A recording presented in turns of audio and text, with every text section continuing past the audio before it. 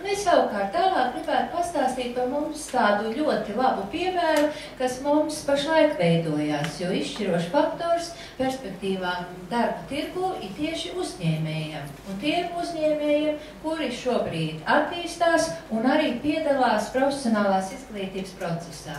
Tā pie mums Izglītības un zinātnes ministrijā aizvadītā gada jūlijā pieteicās akciju sabiedrība Grintex un lūdz izveidot jaunu izglītības programmu 960 stundas profesionālā tālāk izglītība, tas ir 6 mēneši.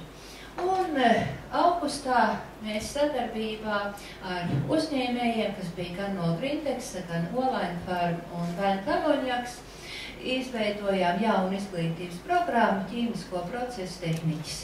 Bet naudiņu šīs programmas apguvē nav un devāmies uz Nodarbinātības valsts aģentūru un sakarā ar to, ka ir darba devēja pieprasījums, programmai atradām finansējumu un aizvadītā gada oktobrī tika uzsākta vienas izglītības programmas īstenošana ar 12 klausītājiem un novembrī nākamā izglītības programma.